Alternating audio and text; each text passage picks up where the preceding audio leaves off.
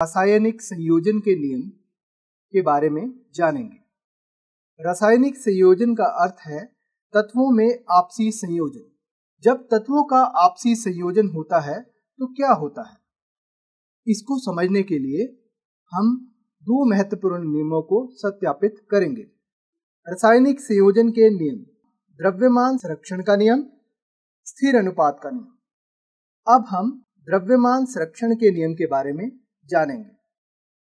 जब दो या दो से अधिक पदार्थ आपस में रासायनिक अभिक्रिया करते हैं तो नए पदार्थ बनते हैं। एक रासायनिक अभिक्रिया में लिए गए पदार्थ और नए बने पदार्थों के द्रव्यमान के संबंध को समझाने के लिए आइए एक क्रियाकलाप करें।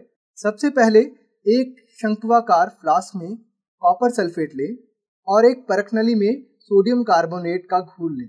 इस परखनली को शंक्वाकार फ्लास्क में इस प्रकार रखें कि परखनली में उपस्थित सोडियम कार्बोनेट विलयन फ्लास्क में उपस्थित कॉपर सल्फेट के विलयन में न मिले।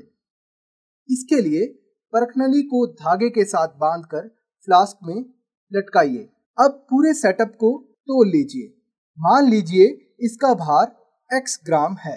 अब फ्लास्क को झुकाकर इस प्रकार घुमाइए जिससे कॉपर सल्फेट विलयन और सोडियम कार्बोनेट विलयन मिश्रित हो जाए। अब इस फ्लास्क को पुनः तोल कर देखिए। हम देखते हैं इसका भार भी उतना ही है जितना पहले था, यानी कि x ग्राम। इसका मतलब पहले लिए गए पदार्थों का भार और नए बने पदार्थों का भार बराबर है। मैं आपको एक और जानकारी दे दूं। अभिक्रिया के पश्चात यहाँ नए पदार्थ बने जो कि सोडियम सल्फेट और कॉपर कार्बोनेट है। इन अभिक्रियाओं के बारे में आप अगली कक्षा में विस्तार पूर्वक जानकारी प्राप्त करें।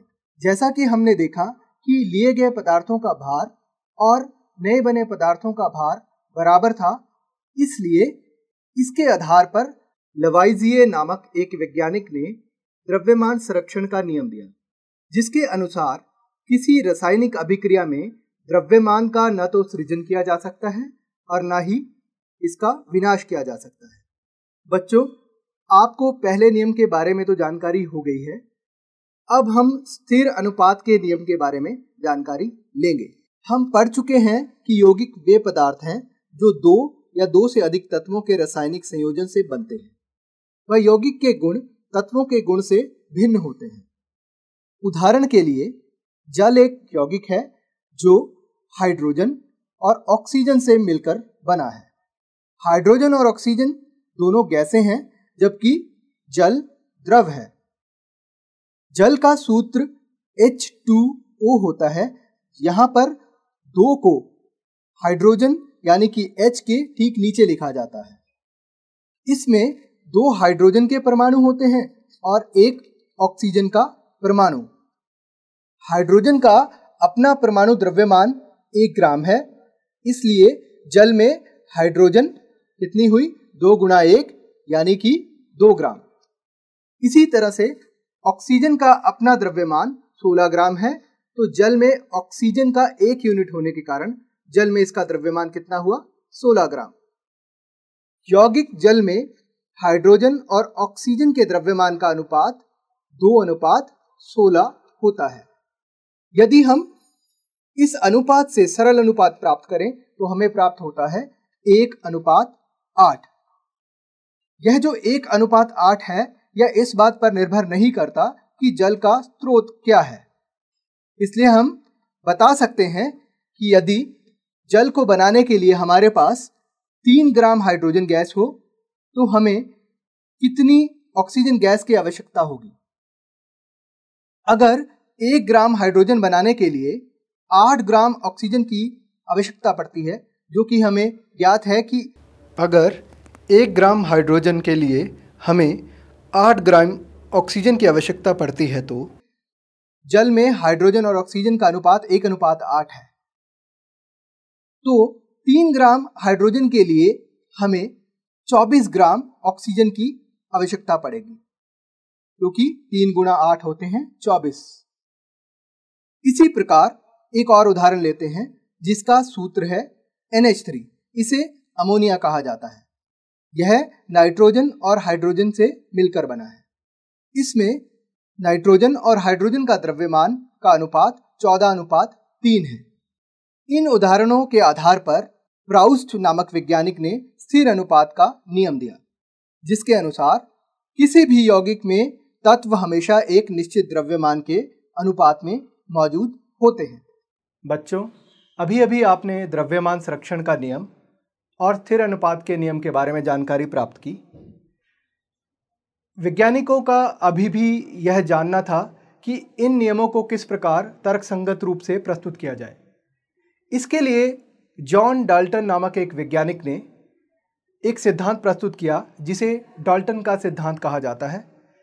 इस सिद्धांत के अंतर्गत इन दोनों नियमों की तर्कसंगत व्याख्या दी गई। ये सिद्धांत इस प्रकार है। सभी द्रव्य, चाहे तत्व, यौगिक या मिश्रण, सभी छोटे छोटे कणों से मिलकर बनते हैं, जिन्हें परमाणु कहा जाता है। परमाणु अविभाज्य सूक्ष्मतम कण होते हैं, जो रासायनिक अभिक्रिया में न तो सृजित होते हैं और न ही उनका विनाश होता है। दिए गए तत्व के सभी परमाणुओं के द्रव्यमान, आकार एवं रासायनिक गुणधर्म समान होते हैं। भिन्न भिन्न तत्वों के परमाणुओं के द्रव्यमान, आकार एवं रासायनिक गुणधर्म भिन्न भिन्न होते हैं। भिन्न भिन्न तत्वों के परमाणु परस्पर छोटी पूर्ण संख्या के अनुपात में संयोग कर यौगिक निर्मित करते हैं। किसी भी यौगिक में परमाणुओं की सापेक्ष संख्या एवं प्रकार निश्चित होते हैं। बच्चों, अब प्रश्न है कि परमाणु क्या होते हैं। सभी द्रव्यों की रचनात्मक इकाई परमाणु होती है। परमाणु बहुत छोटे होते हैं। हमारा पूरा विश्व ही परमाणुओं से बना है। हम जो कुछ भी आसपास देखते हैं, सभी परमाणुओं द्वारा निर्मित है। हम आधुनिक तकनीकों की सहायता से तत्वों की सतह को आवर्धित प्रतिबिंबों को दिखा सकते हैं, जिनमें उपस्थित परमाणु स्पष्ट दिखाई देते हैं। बच्चों, अब हम परमाणुओं के संकेतों को देखेंगे। आप यहाँ देख पा रहे हैं कि एक तरफ तत्व लिखे हैं और दूसरी ओर उनके प्रतीक, जैसे कि एल्युमिनियम। एल्युमिनियम का प्रतीक लिखा है AL। आर्गन, आर्गन का प्रतीक लिखा है AR। बेरियम, बेरियम का प्रतीक लिखा है BA। बोरॉन, बोरॉन का प्रतीक लिखा है B। इसी प्रकार क्लोरीन के लिए Cl, हाइड्रोजन के लिए H, नाइट्रोजन के लिए N इत्यादि। आप देखते हैं कि अधिकतर नाम जैसे बोले जा रहे हैं, वैसे ही उनके प्रतीक लिखे गए हैं, और ये अंग्रेजी नामों के प्रथम अक्षर तथा बाद में आने वाले अक्षर को संयुक्त करके बनते हैं। प्रतीक का पहला अक्षर सदैव बड़ा यानी कि कैपिटल और दूसरा छोटा लिखा जाता है, यानी कि स्मॉल। यहाँ पर तत्वों के कुछ प्रतीक ऐसे भी हैं जो कि थोड़े अलग हैं, जैसे कि आयरन के लिए Fe, सोडियम के लिए Na और पोटेशियम के लिए K। ये इनके नामों से थोड़े से भिन्न हैं। तत्वों के कुछ प्रतीक लैटिन, जर्मन या ग्रीक भाषाओं से लिए गए हैं, जैसे कि लोहे के प्रतीक को लैटिन भाषा से लिया गया है। लैटिन भाषा में लोहे को फेरम कहा जाता है, इसी कारण इसका प्रतीक Fe है। सोडियम को नेट्रियम कहा जाता है, इसलिए इसका प्रतीक Na है। इसी प्रकार पोटेशियम को कैलियम कहा जाता है, इसलिए इसका प्रतीक K है। इस प्रकार से सभी प्रतीकों को उनके तत्वों के अनुसार बनाया गया है।